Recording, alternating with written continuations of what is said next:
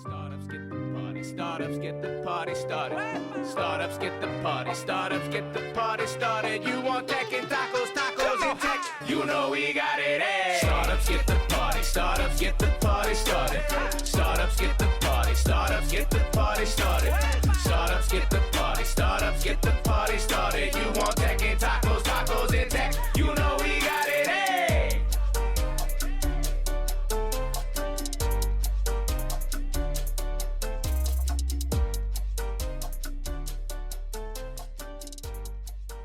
Welcome back to the Tech Podcast. Host Neal Bloom. I am so thrilled to have a longtime friend, founder in San Diego, Andy Taylor of RetroRate. Hey, Andy, thanks for joining. Thanks for having me. This is great. Man, I feel like this has been such a long time coming. We were waiting for this moment. I know. I've been kind of huddling in the shadows, waiting for my time to pounce. And this is it. We're live here at the Top Mark Studio, if you will, Top Mark Capital Studio. I feel like we're in like this cool little floating bubble of a studio. I mean, it is actually an architectural element that is sticking out over the streets of the East Village. Yeah, So, it is cool. And this is new RetroRate HQ. Yes. And you and I go back maybe 10 years, back to the Evo Nexus days of my company and our past companies being I headquartered. think, yeah, so this is the original OG crew of Evo Nexus. Yeah. Back when it was at 101 West Broadway, we had the whole second floor there. Yeah. And there was a whole central nexus of founders that I've known forever now, my Yep. good friends that are still scattered about, like, I know. doing business. Totally. And some of that is the beginnings of the Interlock Capital story too, which Yeah. is a group of people who've known each other, building together, and then investing in each other too, which we'll get to as well. So a lot of background. It also was the beginning of what we kicked off our own little happy hour. I forgot what we called that. Do you remember the happy hour we called of transplants from SF to San Diego? Tornadoes. I've forgotten that you were also a transplant.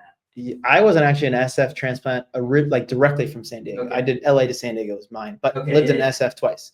But you and I started this transplant happy hour at Tornadoes. Do you remember what we called it? Was it just the transplant happy hour? Memory gets hazy past like 2019 through Yeah. 2021. I don't even know. And this what was to way call it. before that. Tornado's not even open anymore. I know. Unfortunately. I know. They shut down. Neither is Evo Nexus. I mean, there's like a whole, Well, at least not downtown. not downtown. Yeah. You're right. Sorry. So yeah, the downtown scene was where we all met, and it's where we're back now recording. Give us a quick highlight of RetroRate. Just give us like a 60-second, and then we'll go back to your backstory, and then we'll come back up. Sounds good. Sounds good. So RetroRate is a company that's building technology that allows any real estate professional to be an assumable loan expert. Now, I threw a lot at you. You're like, what the heck is an assumable loan? Those are the kinds of loans that you can actually take over from a seller as a brand new buyer. So let's say you wanted to go out and buy a brand new home. Rather than getting a 7% loan, you could take over someone's 2.5%, 3.5%, 4% loan. And it takes advantage of the fact that, over 90% of homeowners have a mortgage rate that's better than the going market rate. Actually, it's even worse than that. That's like 80% of people have a 5% or lower rate. And so what this has done is the real estate market's all locked up. So buyers have lost, hundreds of thousands of dollars of purchase power.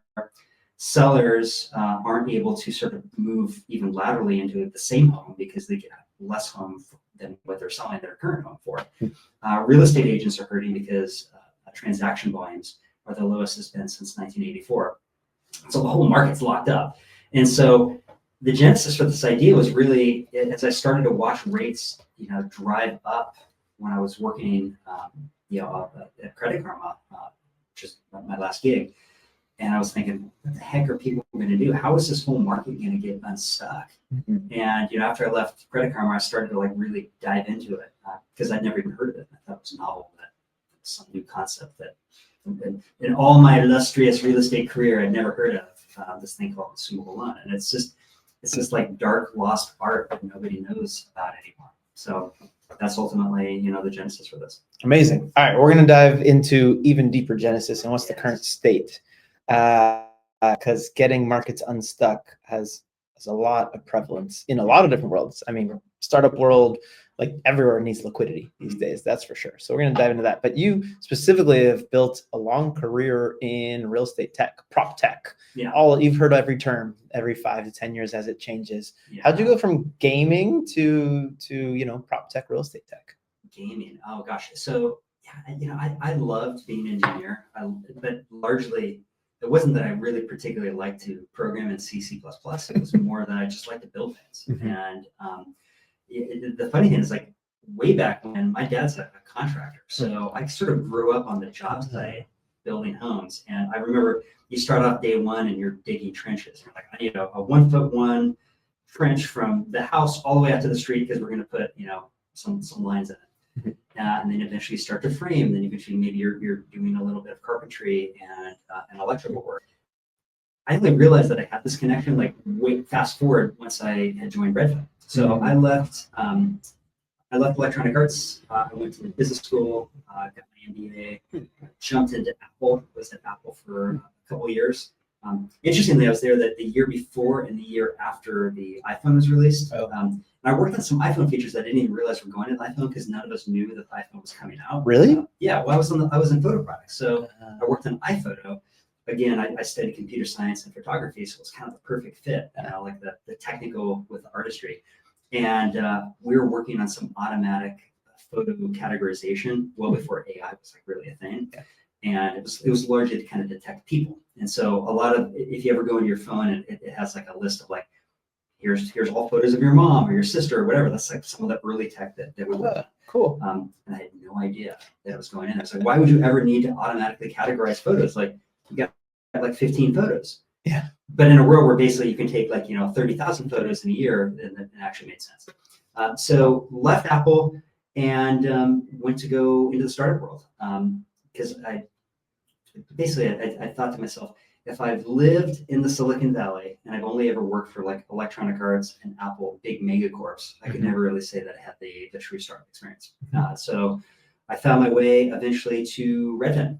And I think what it was is I just really wanted to work on a product that I was utterly addicted to. Mm-hmm. And at the time, my wife and I were looking at homes, and I found myself.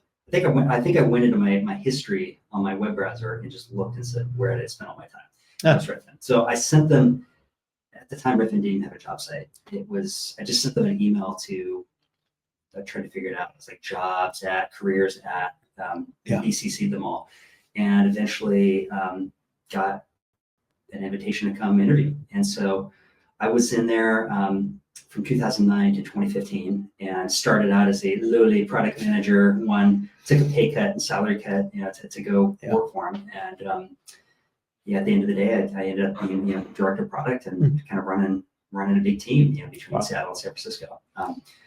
What time frame was this? Where was Reddit's place in the market compared to a Zillow or something?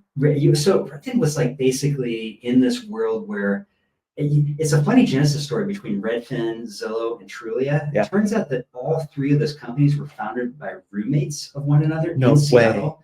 Yeah, and they all went kind of separate directions. So they all basically started at the same time and just had entirely different trajectories, because Zillow went the display advertising route. Right?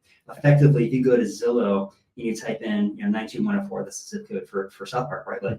Then you're going to find the homes there, but more importantly, you're going to find the agents that have paid to advertise against those homes. Right. And so they're basically connecting hot to trot buyers with agents that want to help them out. Yeah. Redfin makes money as an actual real estate brokerage, so they don't get paid until someone makes a commission on a sale, right, or purchase of a home.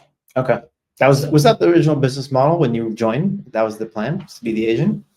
I think it always was kind of to be the agent. I think it probably leaned a little bit more into automation. We can do this on our own. We don't need agents. Screw those guys. Cut out the fee. We're going to cut them out and cut out the fee. And it was, we're basically, it's always taken this tack that we're going to use technology to solve problems that are human made. And in doing so, we're going to create real extra value.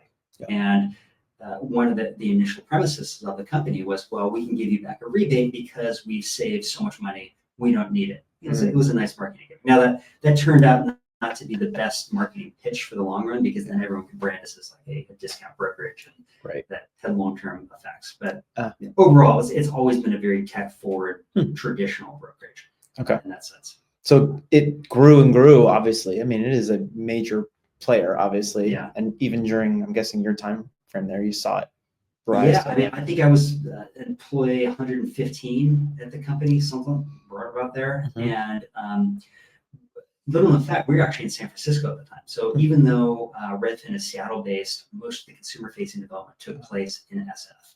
So much of what you see and much of what you touch on the site is built in San Francisco. So I found myself kind of flying back and forth, but I would see this thing just growing and growing and growing, both in headcount for HQ, headcount in engineering and product, and then certainly agent headcount as well. That's awesome. Yeah, I think by the time I left, it was about 1,500 to 1,700. Oh wow, a lot of growth. Yeah. At some point, you're like, this is not a startup anymore. It wasn't, and that's I love Redfin, but make no mistake, it was one of the best places I've ever worked. Love the people I work with, all super smart, sharp.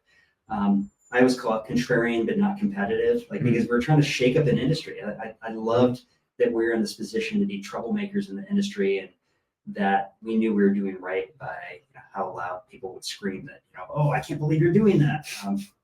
Yes, we're doing that because it's good for people, good for consumers. But yeah, you wake up at one day and you realize it's not the startup that you had originally joined, and you're spending more time doing ABC testing on link colors, which makes sense. That's perfectly valid, and that's what you should be doing when you've got the traffic. Yeah. Because that little small 0.1% swings can make all the difference in the world. But you go from where we're like, hey, what do you need to do? It's like, well, I need to build an iPad app. What are the requirements? Build the iPad app. Great. I mean, that's big, greenfield, blue sky, thinking, to text optimization. It just wasn't fun. Or at least not for me. Yeah. But different people have different kind of areas. But that was your first time experiencing that, because you said you'd been in big tech before, but you already had this feeling where you're like, oh, I'm not doing the big impactful thing every day. Well, exactly. Yeah. It's like when you're in big tech, you don't realize that a lot of things you're working on are really relatively small in the grand scheme of things. And then once you see it at a startup and you realize, oh my gosh, these things that if I was at that big company, it would have taken me 2.5 months, and now I'm able to do it in 15 minutes. Yeah. Sign me up. That is a feeling of liberation. Yeah. That's a feeling that allows you to learn and really, I don't have to go to committee. I don't have to ask 15 people to do these things. I can just try it out because I think it's the right thing to do. And honestly, that's one of my hiring philosophies too. It's how adept is someone at going after it and just being on their own and making the right decisions because they know it's the right decision. Yeah. But anyways, so I left Redfin and didn't know what I was going to do, but found my way to a role that I'd never even heard of called an entrepreneur in residence, EIR. A lot of you probably know what this is, but if you've never heard of it, an entrepreneur in residence is kind of a sweet gig. It basically means get paid to go work at a VC firm, and your job is to effectively scout for them. You help them out on deals. So I would help them, and I was working in social capital up in the Valley of Palo Alto. So I'd help them out on deals. I'd help them out doing diligence on companies. I'd sit in on pitch meetings and get my thoughts on product. The neat thing about that too is that you get to listen to all these pitches and then ultimately get to stay in the room when the VC stocks smack. Or ask very thoughtful questions about the companies. And usually the outcome, you're there for 6 to 8 months is a pretty common time frame. Oh, really? Oh, yeah, it's short. They're short gigs. It's kind of like a lot of people describe it as a landing pad for people that are in between jobs. Okay. So you're looking to join one of those companies, maybe? Well, yeah, it is usually one of 3 outcomes. You either join a portfolio company for the VC firm, you join the firm itself and continue on in the VC world, or you start your own thing. Yeah. And so at that point, I decided I want to start my own thing. And I don't know what it was. I think it was somebody. My joke was that there was a lot of people coming in. And make no mistake, once you get to the point where you actually have a live pitch with a VC, you've already been vetted. You've gone through tons of gauntlets. So if you get there and your pitch is garbage, which sometimes they were, then it really gave me confidence that I could actually do this myself. Because I was like, look, I've worked at a couple, I've worked at big mega corps, I've worked at small startups. I know how to build product. And some of these pitches just don't make any sense. I thought I could do better. And call it hubris or whatever, but I went after it. And so we started this company called Approved. And to do that, I actually ended up recruiting one of my close friends and coworkers from Redfin. He had just left, so didn't recruit him out of Redfin, just so you know. Yeah, he had just left, and Maltej and I started this thing. I think he was on my hiring committee at Redfin, so I'd known him for like a decade at that point. Oh, wow. And we had a good close communication style. We knew we could do this. So we were building mortgage point of sale technology at a time when mortgages just were terrible. Like you go, and the whole idea is like when you go from Redfin, where you can type in 123 Main Street, land on a really beautiful details page, and get all the information you want, and you go into the mortgage world, and it's like the Stone Age. Like beating on other people's skulls with like femur bones. It's ridiculous. Yeah. So we're like, well, we can do better than this. And Rocket Mortgage hadn't launched yet. So did that also come from roommates as well too? No, it was funny because I remember we were just about to launch Approved, which is mortgage point of sale. We thought, oh, we've cornered the market. Nobody knows about this stuff. And then Rocket Mortgage spent like, I think, $10 million putting together a Super Bowl ad. And we were freaking out. Like, what does this mean? Like, they just trumped us. But actually what it meant was that every lender on earth actually wanted this technology. So we would go around and we'd sell Approved technology in a white label fashion to mortgage lenders, brokers, whomever.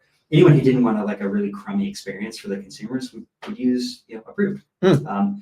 And it turns out that what we built was a really great lead gen business. Because we're getting all these applications filed of people interested in homes. They didn't even have to complete a transaction. It was just use this to just get pre-approved, pretty much. Yeah, as a matter of fact, I mean, it's sort of like in a world where basically technology lets you get pre-approved, or lets 1,000 people get pre-approved in the same time it takes to pre-approve one person over the phone with a person on the other end, the loan officer, then that's really great. And that just leans into the fact that people, especially people who are buying a home, they just got home from work and they put the kids to bed, and the traffic's from like 10 to midnight, and you pre-approve people when they're sitting in their underwear in bed waiting to go to bed. So it worked out great, and that opened up a whole new category of people that we could sell to. And so that was anyone who's doing lead gen, anyone who had rate table-based advertising, Credit Karma, Nerd Wallet, Zillow. All of the above. So we went out after them in earnest at that point. Okay. So that's right when I met you. I think you started Approved, and you and Nav moved to San Diego, right? To start Approved in San Diego? Yeah. So we, I don't know, call it like, you have these like midlife crisis. You're like, what am I doing with my life? And, I was commuting from San Francisco to Palo Alto. Yeah, like driving down the peninsula is there's nothing that'll spike your blood pressure like that. It's pretty terrible. Even though they're not that far away from each other. I think the kids were all at this perfect confidence. The kids all had to switch schools because they were basically graduating from elementary or whatever is next.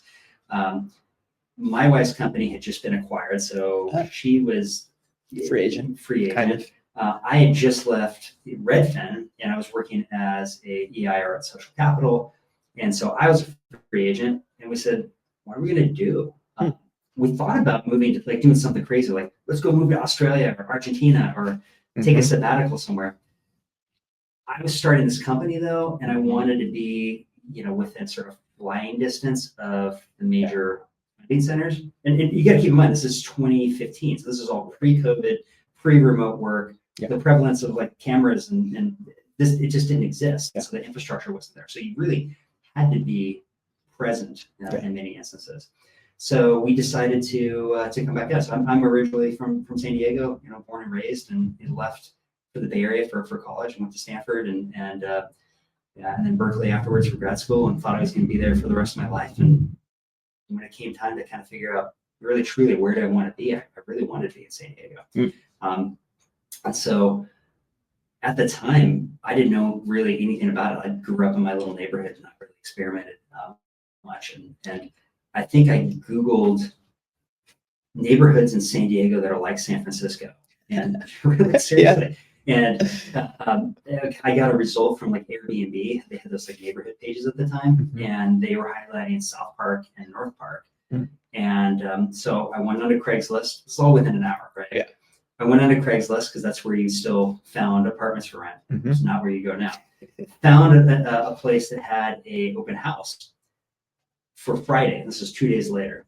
Flew down Friday morning, went to the open house, FaceTimed it with my wife. Oh, wow. Look at you. Way ahead. Yeah, FaceTime with my wife. Put in an application, and then that night when I was flying back home, I got the landlord called and said, "Hey, you got it. You've been pre-approved." No, I'm just kidding. Yeah, more or less, right? You've been pre-approved, and that was it. So I got home within, so this is all within like 48 hours, 72 hours of like making that decision. It's like, I guess we're moving to San Diego. We're like, let's go. You hadn't even applied to Evo Nexus or anything yet. It was just, let's just go live. So I had done my research, and I knew that these sorts of things existed. And so I knew about San Diego Venture Group. I knew about the Connect program. Yeah. Okay. Although they weren't connected at the time. Yeah. I knew about Evo Nexus. I was starting to think about those things. And so we had kind of started the process of putting this together. Okay. But certainly when I knew I was moving to San Diego, that made it a real deal then. Yeah. And you had to sell nav on this too. I had to sell nav. Yeah. So not only had I convinced this person to join this company, I was like, yeah, move with me to San Diego. And he said, all right, if you can go and if we can get funded, and this is a real thing, it's not that it's not a real thing, but it's sort of like, if I'm going to like go and move cities, that I need to, I need to know that it's real. Then let's do it. And so we moved down, and it was the best decision we ever made. It was really, it really, really is good. I love it down here. I feel like it took me, there's growing pains, right? One of them was people weren't responding to emails past like 5:30. And I took that initially as what are people doing? Why aren't they working harder? Why aren't they doing this? And then actually what I realized is that people have a healthy respect for work-life balance. Yeah. You understand, especially at the startup world, that it is a marathon, not necessarily a sprint. Now, make no mistake, I've been in the startup world for a long time now, and I realized that actually there are times when it is in fact a sprint. Right. You have to sprint. You have to understand when is it a sprint and when is it the marathon, and when you transition between the two. Right. You can't burn people out on a sprint every day, because then you can't run the marathon. Yeah, because then you're just burnt out. You're just like churning through, and right. I don't know. People are going to differ with me on this. Sure. This is my philosophy. That's the criticism of San Diego in general, is that just people just don't work hard enough or long enough because they value quality of life more. It's like, yeah, we've found balance to get the things done and then go do the other things that we also need to get done. It's kind of like ruthless prioritization. I mean, I remember when I was at Redfin, and we found out that we were pregnant with our third child. And one of my reports, who was just having his first child, was freaking out because he was wondering, how am I going to do all this? How am I going to juggle the amount of work I have with raising a family? And I said, look, having a child is the best thing that you can do, because it forces you to ruthlessly prioritize what you're working on. Yeah. Like, you really have to think, what is it? And that's honestly the startup ethos. Yeah. Like the neat thing about a startup is no one's telling you exactly what you need to do. No. The scary thing about a startup is no one's telling you exactly what you need to do. And so you need to, every single day, put together a list of like, these are the things that I need to do. And this is the order I roughly need to get them done in. And this is like how much time I give myself to finish it. Yeah. That's what it is. From the point you need to get to. It's on you to carve the path straight forward, for sure. So you and Nav in San Diego. How did he like San Diego, by the way? Because I know eventually he's still there. He stayed up in San Francisco, right, after the acquisition. He did. After we found out that we built this like lead gen, monster, we started to receive some offers. And through a strange turn of events, I showed up at a meeting trying to sell Credit Karma on this technology. I wanted them to use it as a front end for their own mortgage business. And it became very clear that they wanted to acquire the company. And we had just closed a round of funding. I really wanted to give it a shot, like go do the startup thing on my own. So we pushed them off for a year. And then when it came time to raise a proper seed round, we opened discussions again. They were, thank goodness they're still interested, because that was it. Wow. they're really good kindred spirits. I felt like they had the same general philosophy and like shaking up the financial world the way that Redfin had shaken up the real estate world. And so very similar philosophies, really great, founders, good people. I love working there too. Yeah. It was good. So yeah, we sold in August of 2018. Oh, wow. Kind of like 3 years, right? Was it 3 years? 3 years. From start to acquisition? Yeah, which is pretty quick. Yeah. But the funny thing is like, again, this is all pre-remote work. So we were down in San Diego. We had just moved down here. We're like, this is it. Bought a house. Kids had just started school. And then we found out we're being made offers for a role in San Francisco, which I have to say was pretty tough, right? Yeah. Because like, my family's down here, my extended family, my mom and dad, sister, everyone. We had just like, moved down here, and that was a big move. Like you're going north to south like that. And for me to have to say, hey, by the way, we're going back up, that was rough. Yeah. But the kids had just started school, so for a full year, I was doing the commute thing. Oh, wow. So fly up on Monday morning, 5:30, come back on Thursday night. It was fun for about like 2 days. And then I'm like, there's only so much Breaking Bad I can watch. Yeah, totally. I remember talking to you throughout, and I remember you always saying, can't wait to be back in San Diego, but first you had to move the family up.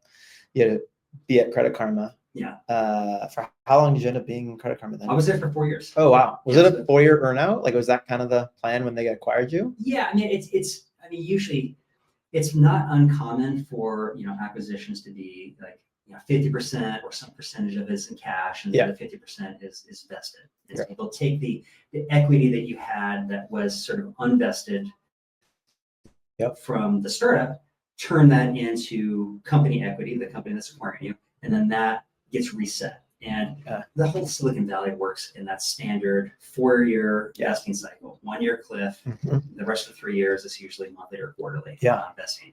And so that's what we did. Okay. And Credit Karma was growing like leaps and bounds then too. Yeah. So you're watching your equity just continue to grow there as well. Yeah, well, exactly. Well, but it was all private company too. Right.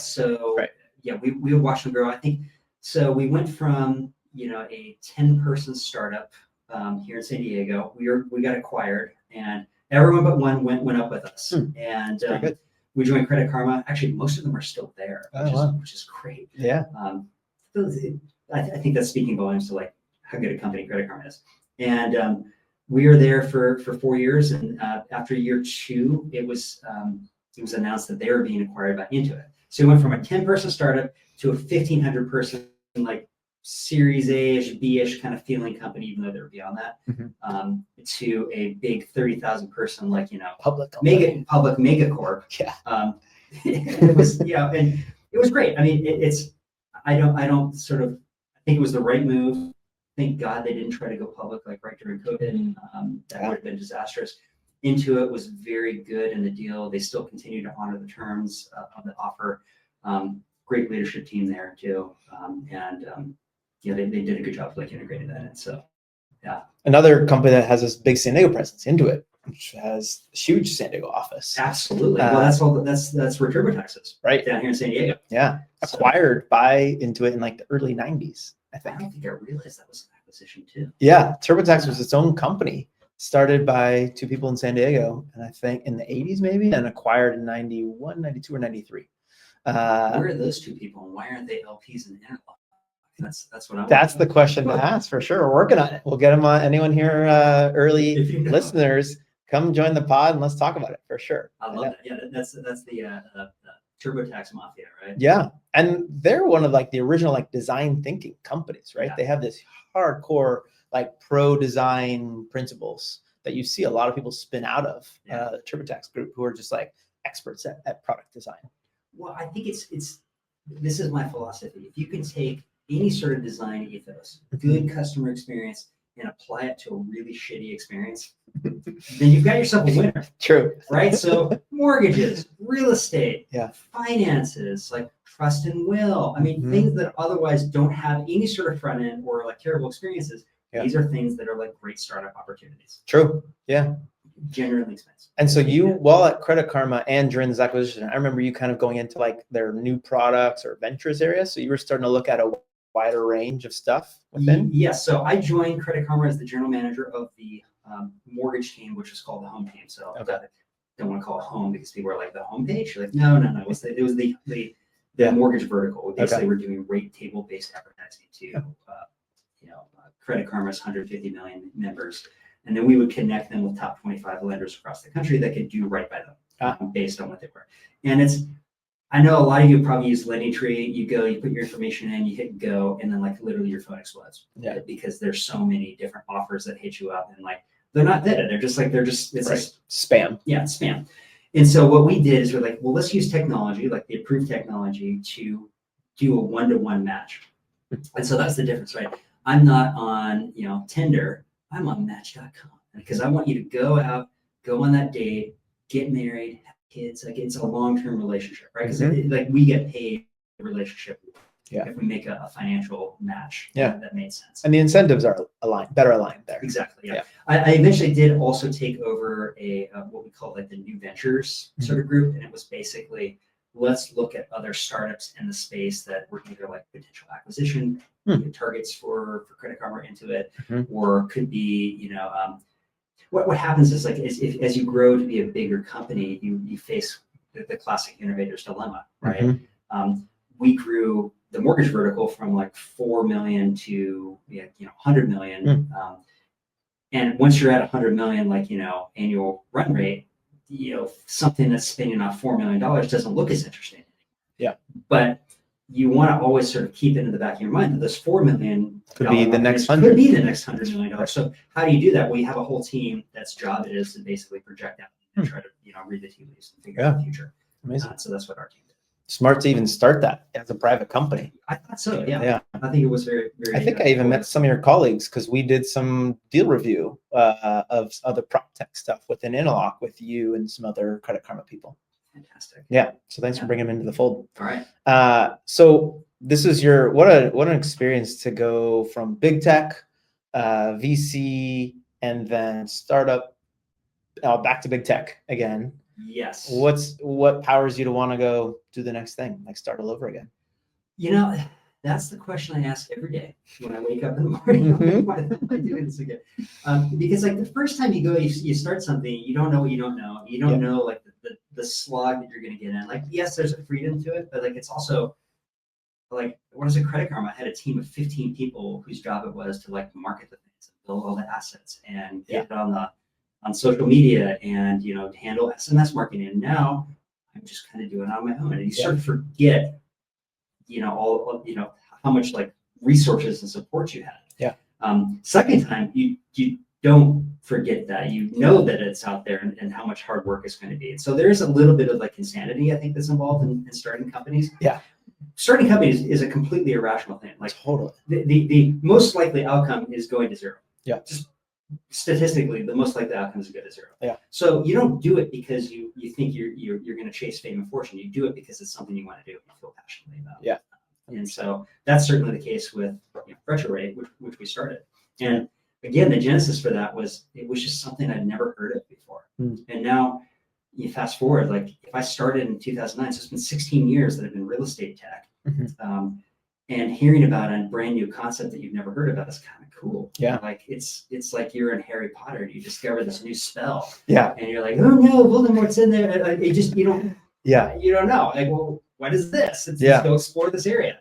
And so, and it's existed. It's just kept under the radar for whatever reason. Well, it's assumable loan lore. It turns out that if rates are like really, really low for extended periods of time, there's no necessarily need for assumable loans. Even though actually, like in practice, what ends up happening is like rates kind of jump around all the time. So there's always room for rate arbitrage. Is effectively what it is. But this was popular in like the early to mid 1980s, and it turns out that because there wasn't technology really to speak of back then. There's no internet. There's no way of doing process automation. People completed loan applications on pen and paper, and they faxed everything. If you found someone who even had a fax machine. True. And so everyone who used to do this has retired or God forbid died, and they're not in the business anymore. So no one knows how to do this. Everyone had kind of forgotten about it for a long time. And I was reading this article, I believe it was in the Wall Street Journal, and no one was doing this. And they were like, what happens if rates rise? What about assumable loans? Like, what is that? Yet someone's still pumping out assumable loans. Like the government is still being like, here you go, soldier, have a government assumable loan. Exactly. Well, as it turns out, and so everyone says, the first question I usually get is like, A, is this real? Yeah, it is real. Is this legal? Is it legal? I start like, do you think I'm in crypto? Come on, right? Sorry, crypto bros. B, which loans and how many of them are there? And it turns out that every government loan, VA, FHA, is just immediately assumable. It has something written into the contract that says you can assume this loan. And that's great. What it means is that loan originators, when they originate a VA or an FHA loan, they take on less risk because it's backed by the federal government. So you don't have to worry about that one necessarily like defaulting in the same way that you would standard 30-year paper. And so the deal you make with the devil in that regard is that, you know, it has this assumable loan clause, which means that someone else can take it over. And that makes a lot of sense, right? The government's job, you know, at least in creating this VA and FHA programs to get more people in homes. And one of the ways you can do that is you can allow them to be transferred. It's good for, you know, not just people that are like, you know, unrelated buyers and sellers. It's also good for people that like, imagine like a veteran couple and, you know, one of them dies and the surviving spouse wants to take over the loan. That's a great thing for them to be able to take that loan over. You know, rather than getting a brand new 7%, they can just take it over and continue to make the payments. I hadn't pictured it that way. I thought it was more because, you know, active duty have to move a lot, and maybe that is another reason. Yeah. Okay. So it's basically there to support, you know, our military. And getting them in homes. And I think that's a good noble cause. Totally. And I think adding some level of automation and process automation, you kind of see like a pattern here, right? Yeah. Approved was all about like process automation on the mortgage front.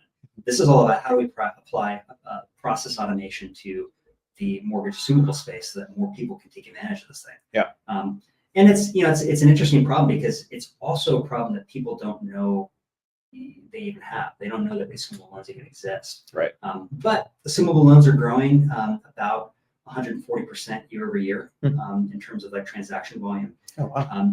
25%, depends on who you talk to, roughly 22 to 25% of all the originated loans are government loans. So it means that's a lot. Those are all assumable, and it means there's more of them out there than you think there are. Totally. But it sounds like you're saying none of the parties involved even know that this clause is in there. So the home buyer, the seller, maybe I guess the lender knows that they've got that. Well, the lender knows, but they're not incentivized to like not necessarily tell you that it's there. Right. You know, they're not going to tell you, hey, by the way, we're as terms of your contract, we're required by law to allow you to transfer this. They're not going to tell you that. No, they won't. Get a brand new 7% loan. Like, right. Of course they want that. Interesting. And so it's interesting because you have all these assumable loans out there, and there's a ton of them. But even listing agents, those are the agents who are representing the seller in the home transaction. They don't even know they have it. They're selling this house that comes with an assumable loan on it, and that's a. Think of the assumable loan, because it comes with a house, as like just a piece of the house. I mean, they're going to sit all day and talk about stainless steel, you know, appliances and granite countertops, and they don't talk about the number one thing that comes with the house, which is the fact that like you could save thousands of dollars a month on the payments. Yeah, like it's huge. A month. A month, or you're going to save $500,000 in total interest. Yeah. I mean, no appliance stacks up to that. Right. Yeah. I mean, you know, your LG dishwasher is only going to last for 10 years, and then you have to get a new one. So here's like a free ADU, you know, just plop down in go. terms of costs. Yeah. And it's a very you know, calculable, you know, number that you can put in terms of the financial value that you're creating for someone. Yeah. And the problem is, of course, like this identification problem, like knowing which homes out there have these things on them, knowing precisely what it's going to save you. Because in the normal world, you go out and you're going to get pre-qualified for, you know, a loan. And it's going to say, Neal, you qualify for this rate, therefore, with the amount of money you have to put down, this is your upper bound on the homes you can be looking at. You go to Redfin, and then you look at homes that meet that criteria. In this world, it's a little different because you could be taking over someone's loan, but all the loans are different.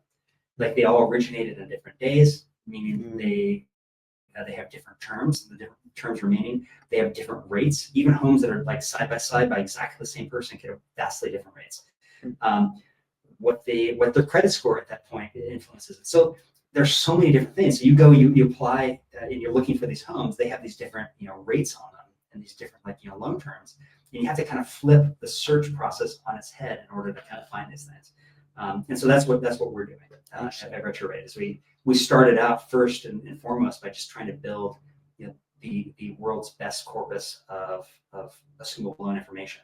And it's really dirty. Real estate information is incredibly dirty. I mean, it's like you're talking like manually entered in information originally from the listing agent. Typing it into an MLS engine. Then it goes into, after it's sold, it gets into property records that's going into like a county recorder's office. Deeds. Sometimes it's typed into a computer system. Sometimes it's typed onto a card and filed away into like some Dewey Decimal System. And so, and then keeping track of like the rates at the time they originated. Like, we're talking about information that most sellers don't even know. You start making payments, and after a year, you don't even remember what your rate is. Just like that, you just remember your monthly payment. Sure. So what we've done is we've taken all that information, the MLS information, the property records, the rate information, automated valuation models, like how much we think the home is worth, and we put it all together, and we are able to sort of like then stack rank it against homes, that same home, if you're to buy it on the open market with a prime rate. So we can give you a real sense, like in real time, how much is this home going to save you if you were to assume it versus buy it outright with a brand new loan. And this is intelligence that's just as powerful to both the potential home buyer and the realtor, so that the realtor knows how to market it. And, right? and therefore the seller. So if we go back to like, what are you trying to do? You're trying to unstick the market. Sellers can't move laterally into the same home because rates are so high. Buyers have lost hundreds of thousands of dollars in home purchase power. Agents aren't doing volume because like the whole market's stuck, and therefore loan officers suffer, and real estate agents suffer, and the whole industrial complex suffers. And so it's powerful because if you're a buyer, again, that's the easy and obvious way to explain it. You can save thousands of dollars a month, and hundreds of thousands of dollars in total interest.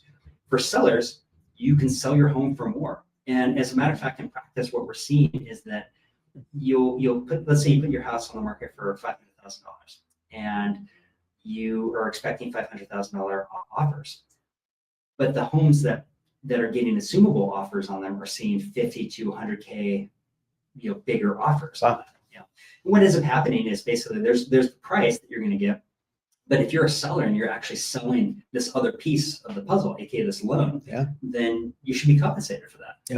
And the seller doesn't get all of it. Like, you want to split the difference. Like, the buyer should get some value out of it, and the seller should get some value out of it. But that's a very real value for everyone that's involved. Very cool. Well, congrats on building this. I know I've been watching and waiting in the wings as you build this new company. And us at Interlock are super excited to have joined you late last year. And so thanks for having us in it. So a few things on that. So now that you have built and launched, right? You're testing it. Would you say you're live or in beta? We're live in 10 states. And we built up that technology for real estate pros. So basically, if you are a buyer or seller, send your agent our way. They would use this technology to help sell your home for more, or help you find homes that you might not even consider. Got it. So what the tools to build products, by the way, have completely changed. I know we've talked about this a little bit. It's a very different world than it was 10 years ago. Tell us a little about that. Like, what's it gone through to like actually build product and ship it and actually get it live in the hands of, first users? And I'd be lying if I said it didn't make me feel like a little bit like a dinosaur. I'm not that old. No. I just, play an old man on TV with this graying beard. But it's kind of crazy. Like the sorts of things that I would have thought was just science fiction, even a few months ago. Just the rapid pace of change, especially in terms of like artificial intelligence, is just mind blowing. I'll go put together a mock. So basically, we have a team here in San Diego. We're downtown because I think that's where it's at. We'll talk about that later too, because San Diego's got lots of different nexuses of tech. And I will put together a Figma mock as the product team and send it over. And like just yesterday, they took this Figma mock, and Figma itself has tools that will convert your mockups into like React components. You don't have to do that. We took a screenshot, we fed it into ChatGPT, and it came up with pretty damn good looking code. Yeah. That's remarkable. Yeah. I mean, things that, kind of like just really finicky code, like in user interface, super easy. Yeah. You wouldn't necessarily want to use it for proprietary, like, backend stuff, because I don't know how much do you want to feed the beast on your own proprietary stuff, but like for user interface, great. Yeah. Super fantastic. Yeah. Makes it go very rapid. And now there, you don't even have to feed Figma. You just describe it in a sentence, what you want somewhere, and it gets you all the way to there as well too. Oh, even that. Yeah. I mean, even that is great. I've gotten pretty good at like the prompt engineering. I would say that I don't use a lot of like, OpenAI and ChatGPT in my day-to-day work. Yeah. Largely, especially for things like marketing. So if I'm doing a blog post or I'm doing like, social media or whatever, I do still believe very much in like an authentic, and there's something that's just a little off. You can definitely read it. You can hear it in the tone. Besides the long dashes that should be short dashes, which is just a standout. The real travesty is like I love putting end dashes in like all of my writing, and so for whatever reason, like I look like I was already creating like AI generated content, which is just unfortunate for me. Yeah. But I guess I'm just gonna have to learn to do it. You'll have to learn to deal with that, but you have definitely got unique tone to your guys' blog post. Like it came right out the gate with its standout content, to a certain regard. It speaks to a very, I think, specific audience. Which is great. I think that's also very you. But yeah, you should check it out. RetroRate.com. We have a link to the blog post. I think our tone is always trying to be contrarian but not combative. We like to sort of view things with a different perspective. And ultimately, we kind of want a little spin on it. Like, let's talk authentically. Let's have a little sense of humor in it. I mean, it's real estate, but it doesn't have to be boring. I mean, buying a house is fun. Really, I mean, it can be stressful. Yeah. But ultimately, buying a house, buying a new place. Yeah. It's fantastic. Yeah, envisioning your family in a whole new spot. It's why people spend so much time on Zillow, just like imagining, all the time. Right. Not just a new house, new kitchen. Yeah, totally. and so like I mean, it's not just a home; it's something that you live in, that you experience day after day, and yet most of the experiences are pretty terrible buying a house. So like, how do you make it fun? How do you bring it back? And like, I think it should be fun. I think we should talk about it in a positive light and not be so like down on it all the time. Totally. So yeah, our blog post reflects that. Totally. Although I've been told that the blog post, because it is kind of fun, isn't keyword dense enough and isn't probably like the best for SEO, but like I don't really care. I think it starts with authenticity, and then you add in the dark magic that you need to, for sure. Exactly. Yeah, and GPT can help with that part. That's where ChatGPT can help, right? 100%. So take this article that I really like already that I wrote and help me find ways to amplify it. Yeah, amplify it. In every sense, for sure. Exactly.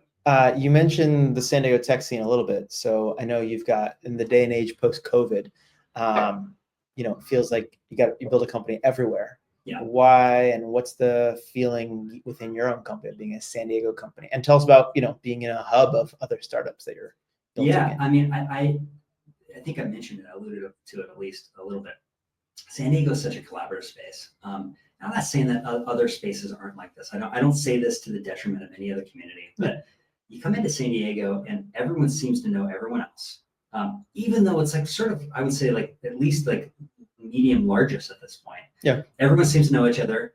Everyone really wants everyone else to succeed.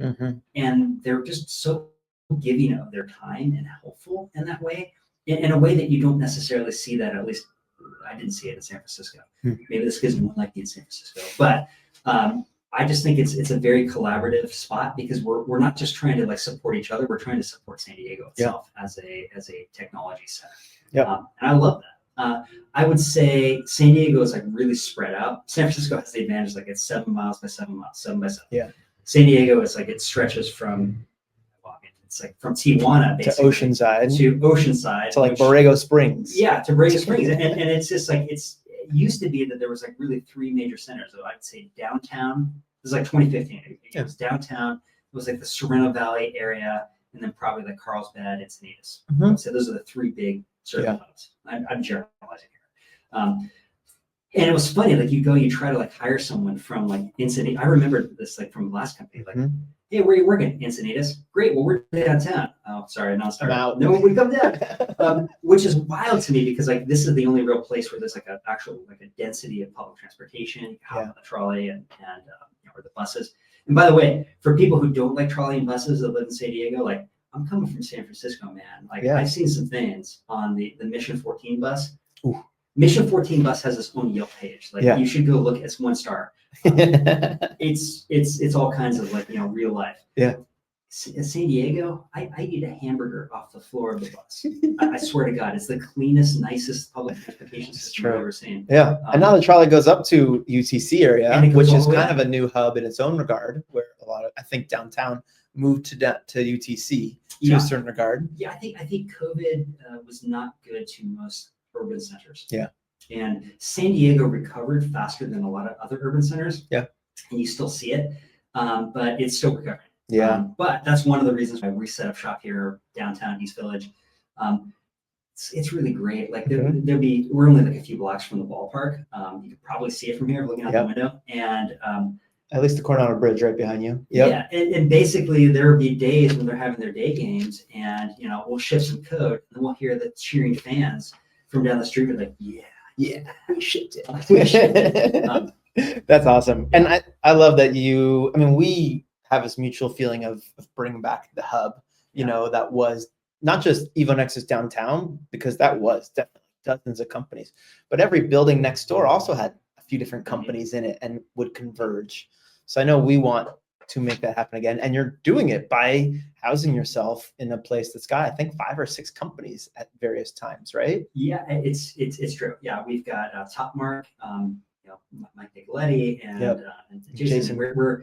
They were also former EvoNexus. True. All from different companies. Yeah. And, they were part of Trials AI at one point, and they had their own startup. Yeah, totally. Exactly. And then there's Jared, also downstairs. Upcycle. Mm-hmm. Also kind of startup. By the way, there's more spaces opening up, and we're trying to figure out let's make this whole area a hub. Come on down to East Village here for sure. Promissory is now starting to be here, which is a bit of a spin out team from Trust and Will. Yeah, Brian. It's and Eric. Really great to have him around. Yeah. And so Eric as well. And so we've got Build Day, Founder Build Day, that we just kind of started to try to do like pop-up density, if you will, once a month. We started one location, North County. Second location was Convoy, and then this will be our third location, will be Topmark, our downtown hub. So once a month, third Thursday is what we're calling it. Every month, a place where everyone can just real founders can build alongside each other. I love it. So hopefully this is like a bit of a test to see, do any of these locations or geos, could they sustain a full-time hub? So this is like my own little test. You're startup. Yes. What we found was super interesting was when we did the first one in La Costa. People were driving up from Little Italy to come join the first Build Day. I was like, whoa. And they're like, yeah, we have WeWork memberships, but we'd rather come be alongside people who are building real tech. I'm like, okay, that's something right there. And now we got downtown going, and we're going to add Barrio Logan as our next spot, most likely. Right. And love to see it, these pop up in other places around the county. So if you're interested in hosting a Build Day, let us know. But we're excited to have the first East Village downtown Build Day coming up here in just a few days. Yeah, we also started poker. That's right. Startup poker comes out of here too. Yep. And we're in the podcast studio, which I know the Topmark guys have offered this to other people as well. So thanks to them for letting us do this conversation here. The next thing that we need to do, you and I, is eat some tacos, because we've been talking for a while. Mm-hmm. We're all hungry. Where do you go? Where's your spot for tacos? Tacos. So mine isn't necessarily like a taco shop per se, but it's a place in North Park called El Camal. And I love El Camal because they've got cochinita de veal. Do you know cochinita? Yeah. I don't think I've had it before, but I've seen it. Yeah, you take it's like carnitas, shredded pork, and then you stew it in spices and orange rind, I think. Yeah. And it is this fantastic, delicious, gooey deliciousness. Yeah. And I will eat 80 tacos. Okay. Now, if I'm out and I'm over at the observatory, watching a concert, there's a couple other places. I like all tacos, right? That's right next door to City Tacos or Lucha Libre Tacos. Both great. Which are incidentally right next to each other, right in University, 30th. Yep. So City also- tacos. I'm still working my way through the menu. There's so many good So tacos. many tacos. But once you try the Mexicali, you always have to get a Mexicali, I feel like, and something Yeah. else at City Tacos. That's Now I'm hungry. I want tacos. There's also, have you gone to the taco stand? yeah, of course. So yeah, 30th and Upas Yep. in North Park's got a taco stand. now. Always a line there as well too, It's- or no? it's huge. I know. The move is you can order ahead of time. So while you're in line, just put your order in. Before you get up to the front line, it's ready. That's the move at the taco You're stand. like your own DoorDasher. Yeah. At that point. Yeah, I stand there sometimes in line and just, put orders in for them. No, I'm just kidding. I love this. I love Yeah. this. You know what's funny is that downtown pretty much has all those spots too, and they're replicated in North Park, which shows how much need there is for the population to have taco stand, City Tacos right here in downtown and North Park. So I mean, it's like a public utility. I mean, Right. City of San Diego should just charge $80 a month for all you can eat tacos. yes, I want a faucet that just pours cochinita right from it. You show up on the trolley and there's a taco in every seat, Uh-huh. which you can eat because it's clean. Exactly. I love it. Well, Anna, it's been so awesome to have you on the pod. Awesome to just see you building and be here in person with you and watch you build You too. are welcome to stop by, as are everyone else who wants Yeah. to come visit. Yeah, Build some cool stuff out of the spot. love it. Well, we will link to RetroRate in the show notes, and we'll keep building San Diego because that's what's obviously keeps bringing you back here to keep building companies. So thanks. Thanks for being on the pod. There you Cheers. go. Startups get the party started.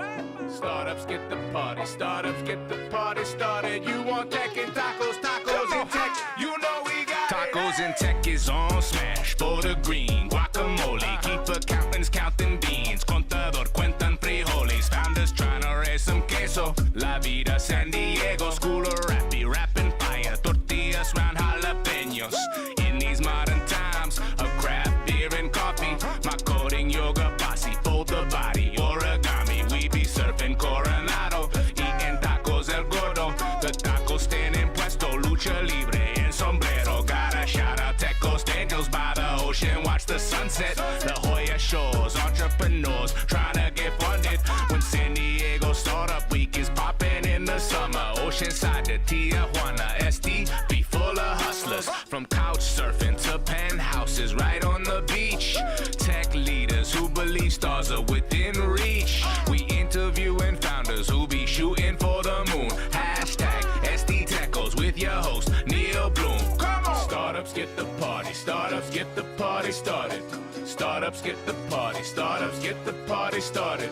Startups get the party. Startups get the party started. You want tech and tacos, tacos and tech. You know we got it. Hey. Startups get the party. Startups get the party started.